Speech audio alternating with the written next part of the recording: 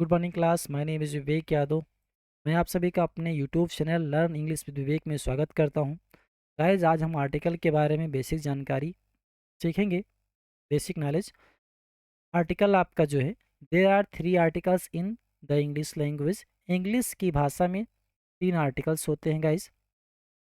एक है ये, सेकंड एन और थर्ड टी एच ई, जिसको हम कभी दा और कभी दी प्रोनाउंस करते हैं। टी एच ई कब दा और कब दी प्रोनाउंस होता है मैं आपको नेक्स्ट क्लास में बताऊंगा, नेक्स्ट वीडियो में बताऊंगा गाइस। अभी मैं आपको बता रहा हूँ कि दे आर यूज्ड बिफोर ये नाउन। जो आर्टिकल होते हैं गाइस, वो नाउन से पहले यूज किए जाते हैं।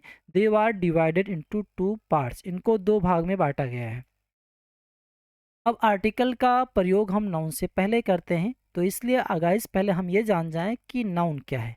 नाउन आपका, ये noun is the name of person, place, animal or thing. ये हमारे नाउन की डिफिनेशन है। नाउन मतलब संज्ञा। ये noun is the name of person. जो एक नाउन होगा वो एक व्यक्ति का नाम होगा, एक प्लेस का नाम, एनिमल का नाम, आर थिंग। इन्हीं के चीज़ों को, इन्हीं के नामों को हम क्या कहते हैं गाइस? नाउन कहते हैं। पर्सन जैसे राम, श्याम, मोहन, सीता, गीता, क्या है? पर्सन है, नाउन है। अगर प्लेस की बात करें, लखनऊ, गोंडा, बस्ती, श्रावस्ती, ये क्या है? नाउन है। एनिमल की बात करें तो एलिफेंट, काऊ, बफलो, डियर, क्या है? एनिमल है, नाउन है। थिंग की बात की जाए, book, pen, pencil, bag, etcetera, ये सारी क्या चीज़ें हैं? थिंग है। इनको क्या बोलते हैं? नाउन है। अब इन्हीं को हम नाउन के एग्जाम्पल समझते हैं।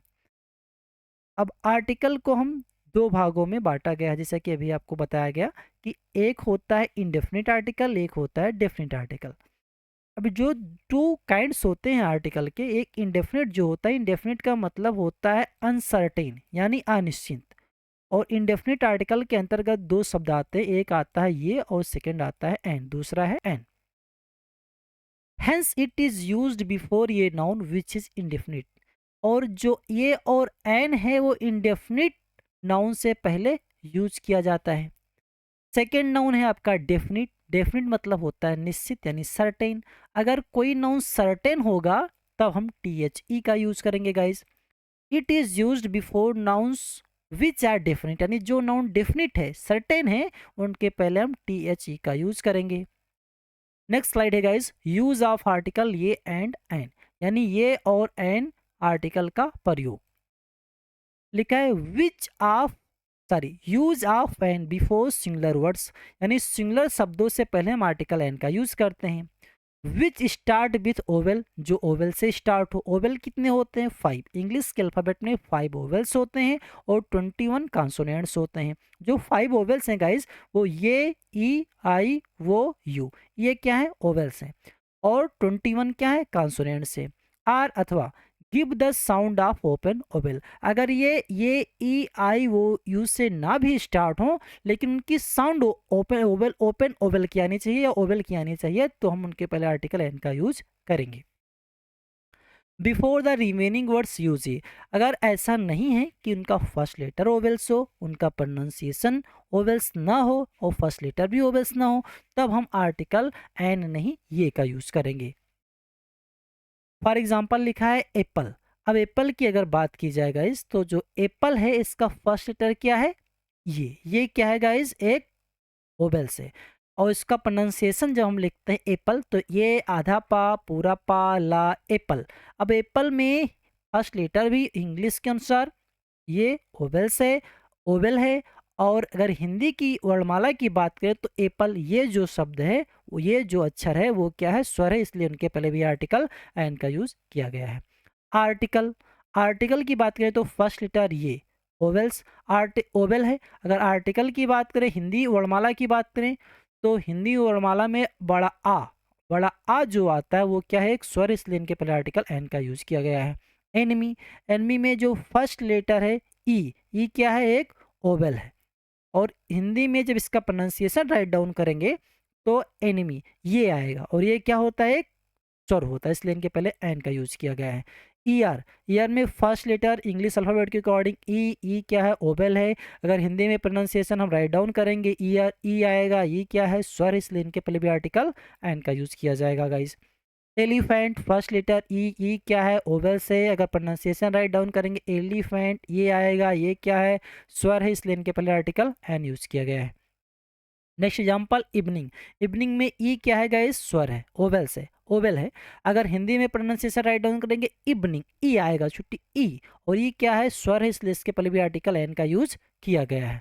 आई होप आपको ये क्लियर हो गया होगा गाइस। सेकंड स्लाइड है आपकी, स्लाइड एग्जाम्पल, फॉर एग्जाम्पल दिया गया है यूनिवर्सिटी। अब यूनिवर्सिटी क्या है कि इसका फर्स्ट लेटर तो ओवेल से, फर्स्ट लेटर क्या है ओवेल से, लेकिन इसका जो प्रोनाउंसिएशन है उसमें जो फर्स्ट लेटर है वो कॉन्सोनेंट है, जिससे यूनिवर्सिटी अभी क्या आ गया पहले ये आ गया, तो इसलिए हम इनके पहले आर्टिकल ये का यूज करेंगे, एन का यूज नहीं करेंगे, क्योंकि इसका प्रोनाउंसिएशन जब किया तो जो फर्स्ट लेटर आया वो कॉन्सोनेंट आ गया, इसलिए इनके पहले आर्टिकल ये का यूज किया गया है।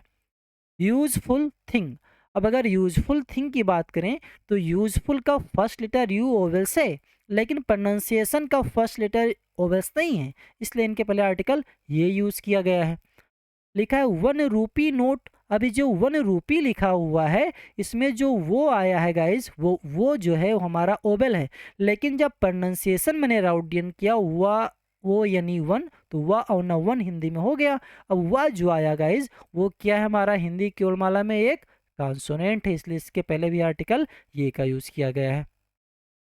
सेकेंड स्लाइड है ऐसा गाइस कि फास्ट सच वर्ड्स इस प्रकार के शब्द विच स्टार्ट विद यच, जो यच से शुरू हों, बट लेकिन the sound of H is silent, लेकिन यच की जो साउंड है वो साइलेंट मूक हो, एंड और the oval coming after it, और उसके बाद ओवेल आता हो, give the sound of open oval, और वो ओपन ओवेल की साउंड देता हो, एन विल बी यूज, तो उसके बाद हम क्या करेंगे एन का यूज कर लेंगे।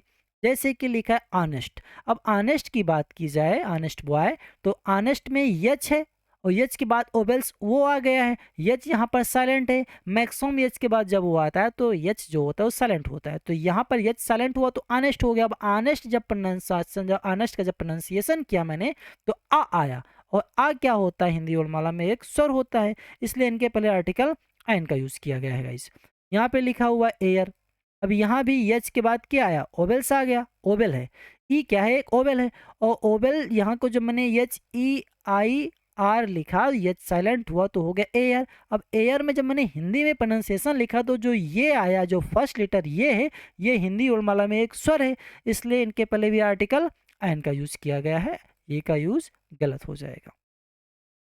सेकंड नेक्स्ट स्लाइड है गाइस कि an is used before such consonants, an का प्रयोग इस प्रकार के नाउन से पहले किया जाता है which give the oval sound while speaking, जो बोलते समय साउंड ओवेल की देते हो, जैसे कि यम ये, अब यम ये जो लिखा है जो यम है वो क्या है एक कॉन्सोनेंट है, लेकिन प्रोनाउंसिएशन जब करते हैं हिंदी प्रोनाउंसिएशन हम लिखेंगे इसको यम ये, तो जो फर्स्ट लेटर है ये, और ये क्या होता है हिंदी वर्णमाला में एक स्वर होता है, इसलिए इसके पहले आर्टिकल एन का यूज किया गया है।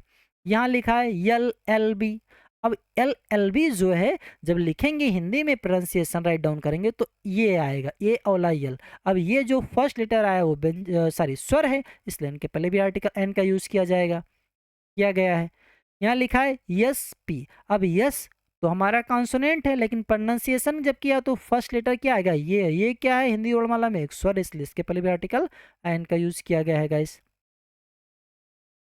नेक्स्ट एग्जांपल है यम यल ये, अब यम एल ए भी इसी तरह है, जैसे यम लिखा ये और माई यम, अब इस फर्स्ट लेटर क्या आया ये आ गया, यहाँ यम तो कॉन्सोनेंट है लेकिन प्रोनाउंसिएशन जब किया तो ये आ गया, और ये क्या होता है हिंदी वर्णमाला में एक स्वर होता है, इसलिए इनके पहले भी आर्टिकल एन का यूज किया गया है गाइस। आई होप आपको आर्टिकल में इतनी चीज़ें समझ में आ गई होंगी। अगर गाइस आपको कोई डाउट है तो आप कमेंट करके ज़रूर बताइए, मैं उसको आपके डाउट को क्लियर करूँगा। आज की क्लास में बस आज हम इतना ही सीखेंगे, नेक्स्ट क्लास में आपको इससे अधिक जानकारी प्रोवाइड की जाएगी। Thank you.